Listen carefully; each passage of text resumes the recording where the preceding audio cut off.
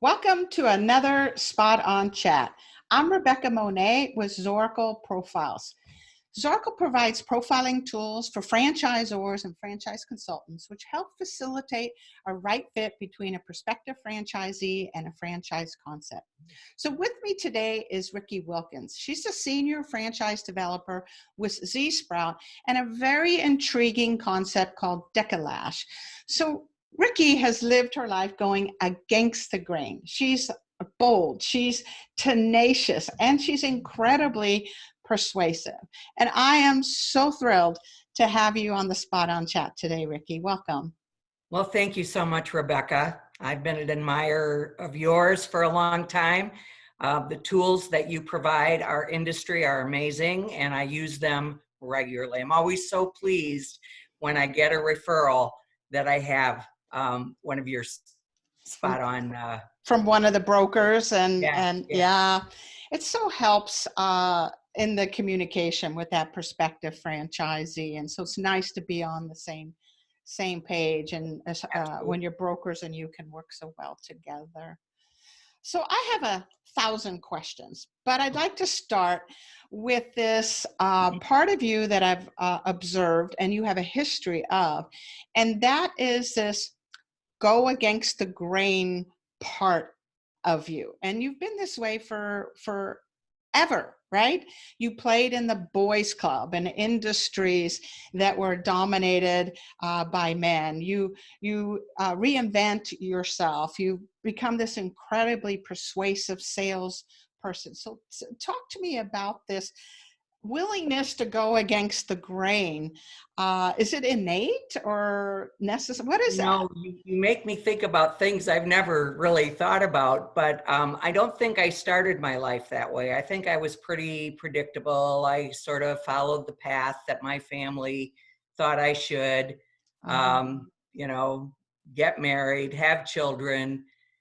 And I ended up in a not a good place with my first marriage, and it was even a bit dangerous, but Ouch. I got out of it. And of course, then it was me and 3 small children in my mid-20s.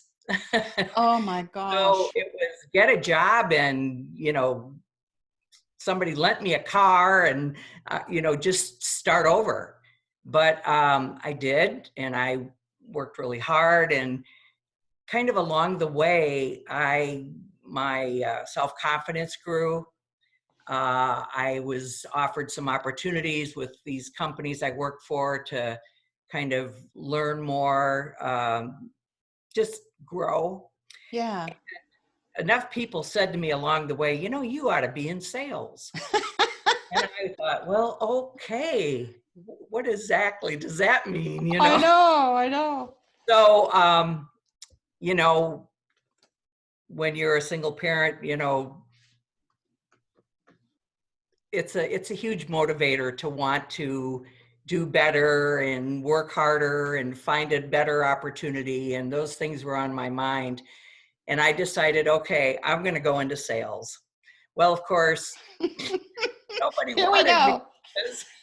I didn't want you. Oh my God. I didn't have the right college degree. I didn't have any experience. I just had this ambition. Yeah. But finally, I found a company who would train me. They wouldn't pay me. It was strictly commission.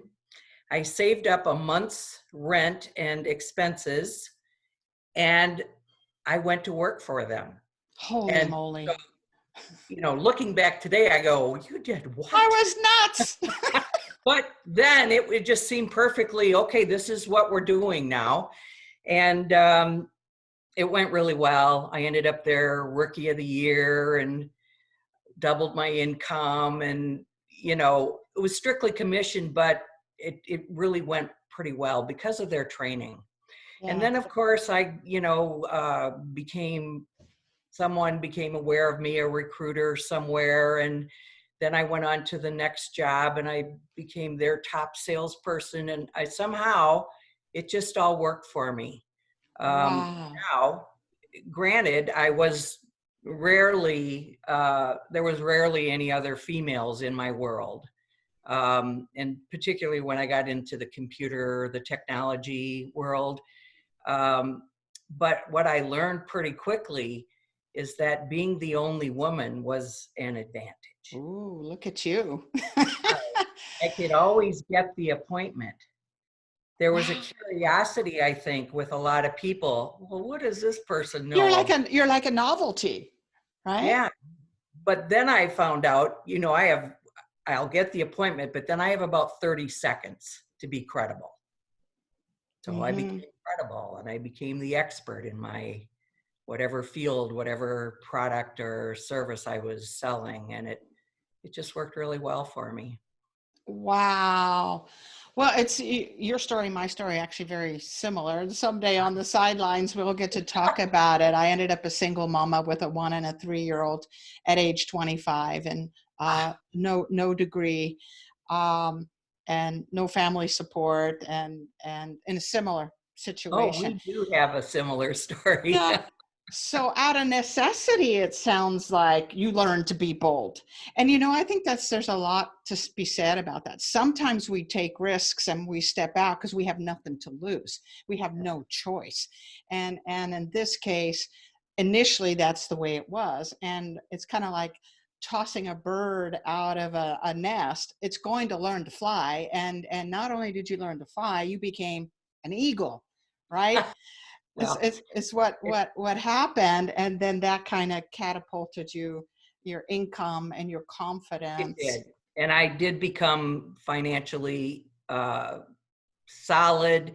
I got out of, subsidized daycare and subsidized housing and, really found my path. Wow, what a Then I went confidence. into business for myself a couple of times. Good for you. And I had learned enough. I felt confident enough. And I actually built and sold 2 companies. And then So by what was the process of that? You had this already at this point a successful sales career. You had yes, figured out how to play in the boys club and get in yes. and build credibility. But now you decide to leave and create your own company. What was the impetus behind that? Again, just opportunity. The company that I had worked for many years and thought I would stay with the rest of my life had gone through some changes, and there just was, and they let everyone go. There were 100 salespeople, and I was like the last person they kept because Wow. I was still kind of bringing things in. But then I sort of started a similar business to theirs. So it was not like I did this without knowing what I was doing. I knew a lot about it and how to be successful, and then continued as an independent and grew it and then sold it and Wow. moved on. You're such an inspiration and humble also, because the reality is knowing the business from a salesperson's perspective is different than knowing a business from a business owner. And you know that being in franchising, right? That running a business requires a whole lot of different skills, not Yes. just sales skills. And those are things that you then had to discover in yourself, either by having observed or learning or whatever. So I think it wasn't, oh, gee, I was going to be successful just because I was in this business. Oh, no. I was able to build a great team, and we did really well. But after a while, it was like, okay, I've done this. Now what? Now what can I do? Right. So It's the next challenge. sold the company to an employee, and then I moved on. I went into managed care, where I spent a lot of time, technology side, sales side, did 100% travel for a few years, loved it. It was fun. Of course, that was before 9/11, I should say. Oh, yeah, that was a pain.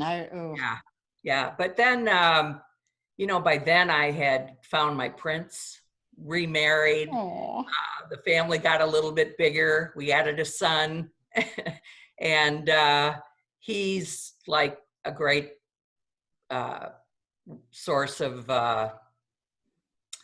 encouragement for me. Oh, 1000%, behind me and encourages me. And it's always nice to have that. oh my gosh. I'm putting it out there. I want one just like that. I'm as single as it comes and looking for my prince. Uh, but you're right. I do believe we're meant to be in relationship and in a situation that's healthy and Yeah, whole as what you have. There is this mutual support of one another and believing in one another. And it just is empowering, right? It's empowering. You were already a powerful person, but then to have your prince who encourages and believes in you, that's got to be so fabulous. it is. It is. I've got a wonderful life. I thank the Lord every day. Yes, thank you, Jesus. Absolutely. So, all right, you had me thinking about a couple other things, and I'm going to have you Okay. back on another spot on chat. But for now, I want to say thank you for sharing your heart. I so appreciate your time, Ricki. It was entirely my pleasure. And I can't wait to see you out there on the I trail. know, it's going to be so exciting.